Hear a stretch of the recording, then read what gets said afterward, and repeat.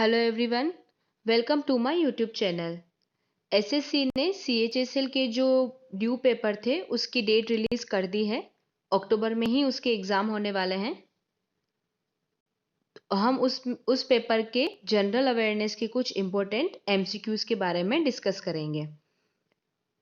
आपको ये आपकी प्रिपरेशन में बहुत ही हेल्प करेंगे। तो अब चलिए स्टार्ट करते हैं। फर्स्ट क्वेश्चन है, जैन धर्म के पहले तीर्थंकर कौन थे? इस वीडियो में हम हिस्ट्री सब्जेक्ट के क्वेश्चंस को देखेंगे। आपके सामने 4 ऑप्शन दिए गए हैं। इसका करेक्ट आंसर है ऋषभ देव। तो जो ऋषभ देव थे वे पहले तीर्थंकर थे और उन्हें आदिनाथ और आदिश जीना इनके नाम से भी जाना जाता है। और जैन परंपरा में टोटल तीर्थंकर की संख्या 24 थी। और जो ऑप्शन में आपके सामने जो नाम दिए गए हैं, अरिष्ट नेमी वे 22वें तीर्थंकर थे, पार्श्वनाथ वे 23वें थे, और जो 24वें तीर्थंकर हैं सबसे फेमस उनका नाम महावीर जैन है। और ये जो अजितनाथ ऑप्शन दिया गया है वे दूसरे तीर्थंकर थे। तो आपको ध्यान रखना है। नेक्स्ट क्वेश्चन है, विपास किस नदी का ऋग्वैदिक नाम है? ठीक है, इसका करेक्ट आंसर है व्यास। ये जो नदियां हैं ये इनके वास्तविक नाम हैं। ये जो आधुनिक समय के नाम हैं व्यास, इसका ऋग्वैदिक नाम था विपास। और जो चिनाब नदी है उसका ऋग्वैदिक नाम था अस्किनी। झेलम का ऋग्वैदिक नाम है वितस्ता। और रावी का भी जो ऋग्वैदिक नाम है वो है पुरुषनी। तो आपको ये ध्यान रखना है कि दूसरों का नाम क्या है। ठीक है, नेक्स्ट क्वेश्चन है, निम्नलिखित में से कौन सा वेद जादुई अनुष्ठानों और आकर्षण के बारे में बताता है? तो इसका करेक्ट आंसर है अथर्ववेद। जो अथर्ववेद है वह चारों वेदों में से एक है जिनमें किस चीज का उल्लेख है? जादुई अनुष्ठान और आकर्षण। ठीक है, और जो सामवेद है उसमें संगीत का वर्णन किया गया है। ऋग्वेद सबसे पुराना वेद है और यजुर्वेद में यज्ञ से संबंधित कुछ विधि विधानों का उल्लेख किया गया है। ठीक है, अथर्ववेद में जैसे जो जादू टोने हैं उनका जो जादुई धर्म संस्कार होते हैं उनका भी वर्णन किया गया है। नेक्स्ट क्वेश्चन है, सत्यमेव जयते की उत्पत्ति इनमें से किस उपनिषद में से हुई है? सत्यमेव जयते, इसका करेक्ट आंसर है मुंडक उपनिषद। सत्य अकेला विजय प्राप्त करता है, यह मीनिंग है सत्यमेव जयते का। और ये जो मंत्र है वो भारतीय राष्ट्रीय प्रतीक के नीचे अंकित किया गया है।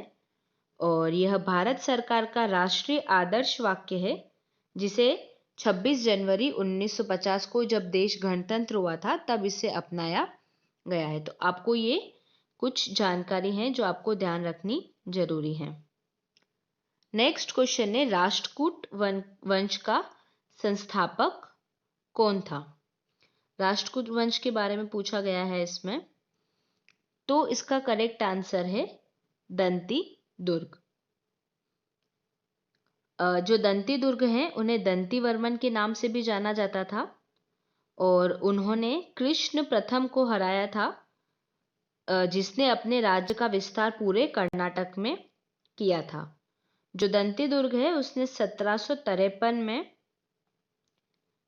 चालुक्य थे उन्हें भी पराजित किया था और राजाधिराज और परमेश्वरा की उपाधि भी ग्रहण की थी। ठीक है, अब ये जो ऑप्शन में दूसरे नाम दिए गए हैं, सिंह विष्णु वह पल्लव वंश का संस्थापक था। पुलकेशिन प्रथम जो है वो चालुक्य वंश का संस्थापक था। और जो सिमुख है वह सातवाहन वंश का संस्थापक था। नेक्स्ट क्वेश्चन है, निम्नलिखित में से किस शासक के शासनकाल के दौरान प्रसिद्ध चीनी यात्री हेनसांग भारत आया था? इसका करेक्ट आंसर है हर्षवर्धन।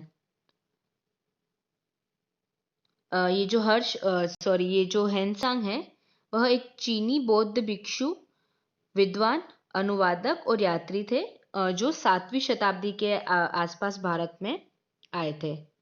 महान तांग वंश में पश्चिम की यात्रा उनके द्वारा लिखी गई एक पुस्तक है जिसमें उनकी यात्रा का वर्णन है, जो लगभग 620 और 645 ईस्वी के बीच की है। अपनी यात्रा के दौरान जो हेनसांग है उन्होंने पाकिस्तान, भारत, नेपाल और बांग्लादेश इन देशों की यात्रा की थी।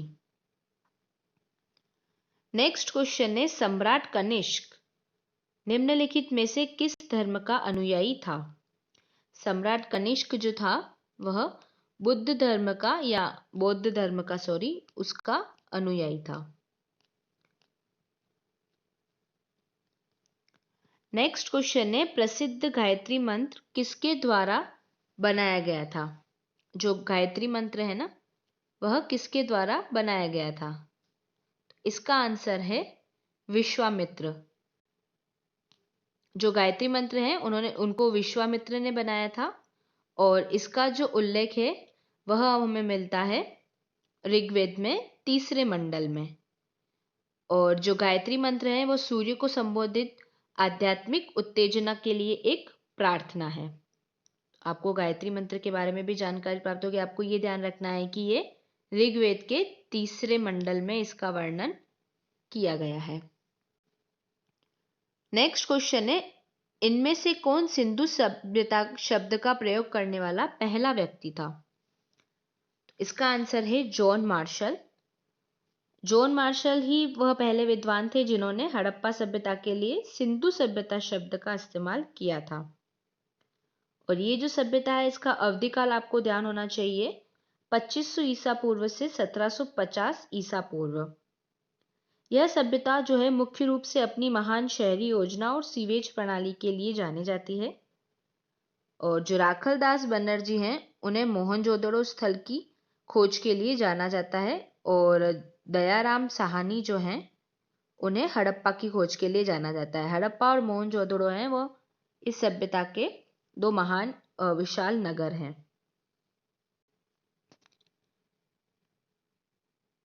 और ये जो ऑप्शन 1 दिया गया है B.S. बिस्ट जो ये हैं उन्होंने बनवाली की खोज की थी।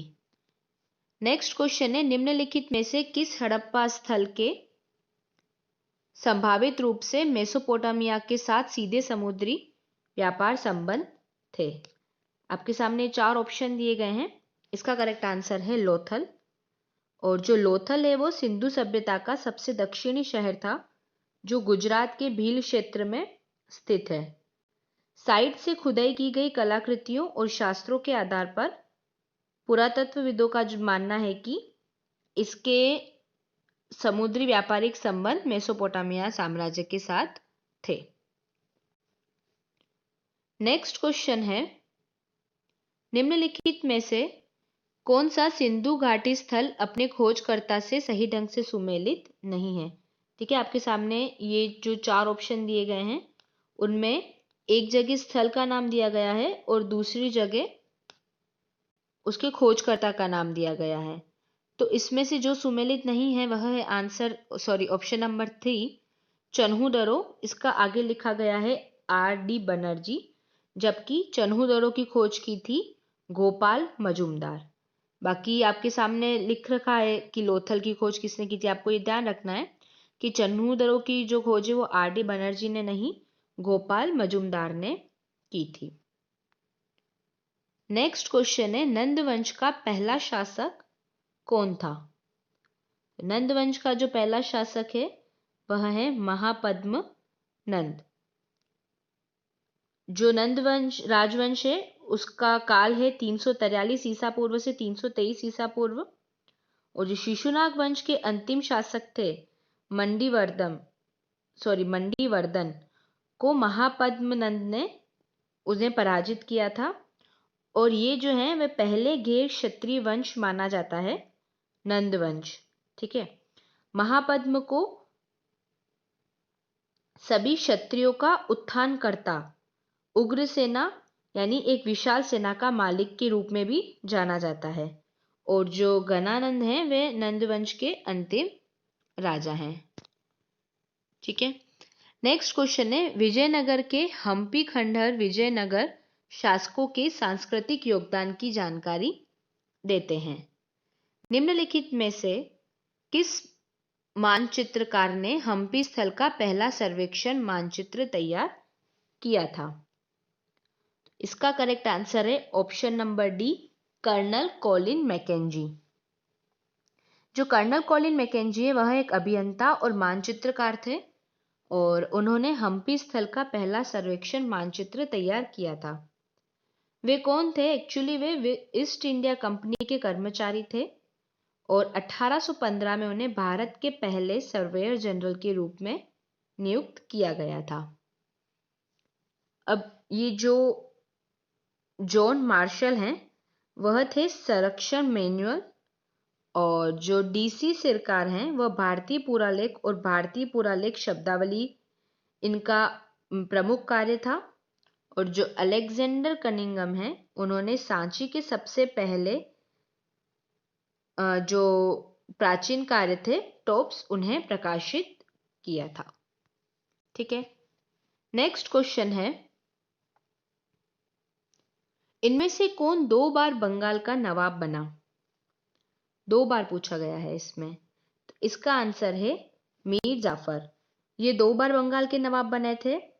पहला तो 1757 से 1760 तक सिराजुद्दौला के बाद शासन किया। फिर उसके बाद में 1763 से 1765 तक मीर कासिम के बाद शासन किया। ये जो पानीपत और बक्सर की लड़ाई है उसके बीच में इनकी अदला बदली की गई थी। और जो मुर्शिद कुली खान का नाम ऑप्शन में दिया गया है वह बंगाल के सबसे पहले नवाब थे और शुजाउद्दीन मोहम्मद खान जो थे वे बंगाल के दूसरे नवाब थे। नेक्स्ट क्वेश्चन है, किस काल में भारत में गुलाम वंश का अस्तित्व था? इसमें कालक्रम पूछा गया है तो इसका करेक्ट आंसर है 1206 से 1290 ईस्वी। ठीक है। जो गुलाम राजवंश है वह 1206 से 1290 ईस्वी के बीच में था। यह उत्तरी भारत में कुतुबुद्दीन ऐबक द्वारा निर्देशित था, जो मध्य एशिया से एक तुर्की मामलुक दास था। कौन मामलुक दास था? कुतुबुद्दीन ऐबक। 1206 में गुरिद साम्राज्य के सुल्तान गोर के मोहम्मद की हत्या कर दी गई और कुतुबुद्दीन ऐबक दिल्ली का सुल्तान बना और तब से ही गुलाम वंश की शुरुआत मानी जाती है। वह एक स्वतंत्र राज्य का शासक बन गया और मामलुक वंश द्वारा शासित दिल्ली सल्तनत में विकसित हुआ। ये कालक्रम दिए गए हैं।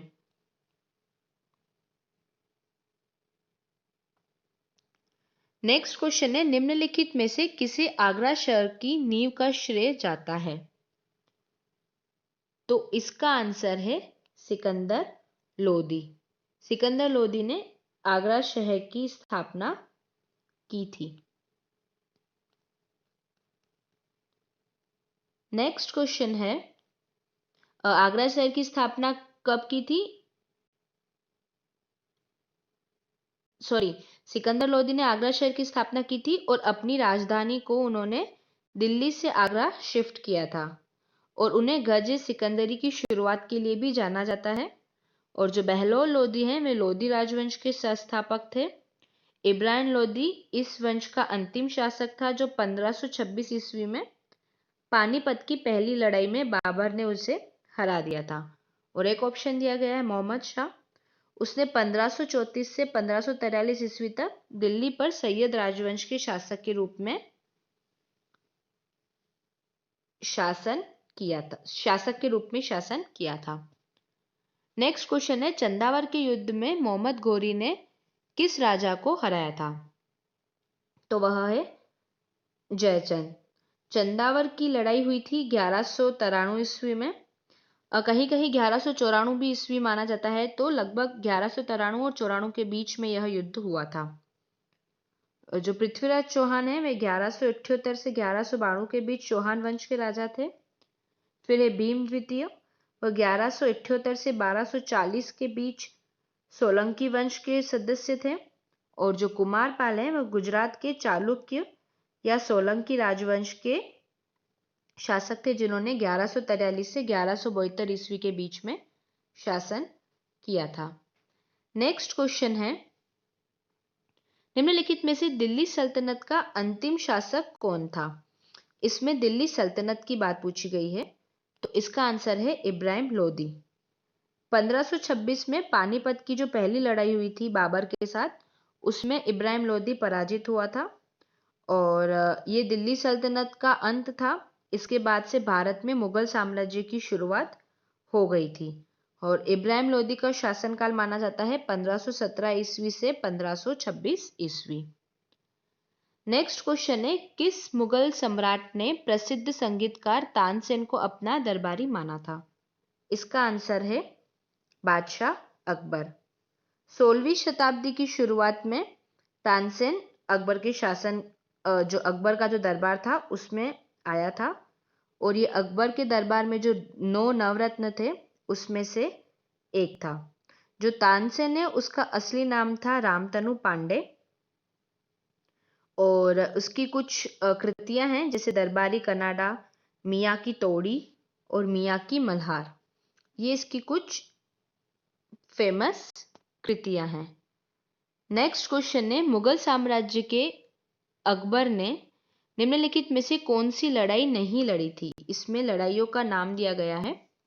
पहला ऑप्शन जो है वो है पहला है खानवा की लड़ाई, थानेसर की लड़ाई, पानीपत की दूसरी लड़ाई और घाघरा की लड़ाई। तो जो दूसरा और तीसरा है ऑप्शन थानेसर और पानीपत, यह लड़ाई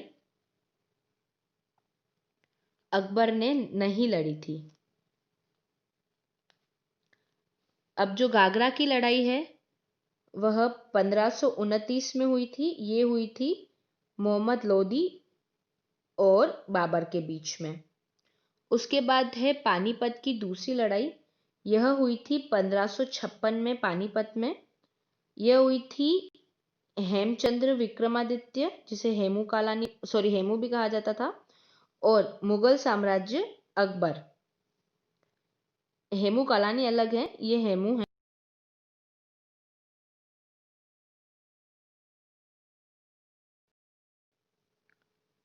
थानेसर की लड़ाई हुई थी हरियाणा में सरस्वती नदी के तट पर, थानेसर के पास, वो हुई थी 1567 में। सरस्वती घग्गर नदी के तट पर थानेसर के पास मुगल बादशाह अकबर और राजपूतों के बीच में यह लड़ाई हुई थी। और जो खानवा की लड़ाई है वह राजस्थान के भरतपुर के पास खानवा गांव में हुई थी। नेक्स्ट क्वेश्चन है, दिल्ली के सुल्तान या किस सुल्तान ने अपनी राजधानी को दिल्ली से दौलताबाद में स्थानांतरित कर दिया? दिल्ली से दौलताबाद, तो इसका करेक्ट आंसर है मोहम्मद बिन तुगलक। यह इसकी एक भूल में से भी था, यानी जब इसने राजधानी परिवर्तित की थी तो ये इसका डिसीजन गलत साबित हुआ था, सक्सेस नहीं गया था। नेक्स्ट क्वेश्चन है, तैमूरलंग ने भारत पर किस वर्ष आक्रमण किया था? इसका आंसर है 1398 ईस्वी में। तैमूर ने तुगलक वंश के सुल्तान नासिरुद्दीन मोहम्मद शाह तुगलक द्वारा शासित दिल्ली सल्तनत पर हमला करके वो उत्तर भारत की तरफ बढ़ा था और तैमूर का जन्म हुआ था 1336 ईस्वी में। नेक्स्ट क्वेश्चन है, निम्न में से कौन दिल्ली सल्तनत में गुलाम वंश का अंतिम शासक था? दिल्ली सल्तनत में गुलाम वंश का अंतिम शासक वह था केकुबाद, जो गयासुद्दीन बलबन के पोते थे और वह सिंहासन पर कब बैठे थे? 1287 में। वह खिलजी परिवार द्वारा मारे गए थे और उसने दिल्ली सल्तनत में गुलाम वंश का अंत किया था, मतलब ये गुलाम वंश का अंतिम शासक था और 1290 ईस्वी तक उसने दिल्ली पर शासन किया था। तो इस प्रकार जनरल अवेयरनेस के आज के हमारे 25 MCQs पूरे होते हैं। अगर आपको मेरी वीडियोस पसंद आती हैं तो आप उन्हें लाइक कीजिए, ज़्यादा से ज़्यादा शेयर कीजिए और यूट्यूब के मेरे इस चैनल को सब्सक्राइब कीजिए, जिससे आप मेरी आने वाली हर वीडियो से अपडेट होते रहेंगे। अगर आप मुझसे किसी और टॉपिक पर वीडियो चाहते हैं तो आप मुझे कमेंट करके ज़रूर बताएं। Thank you so much.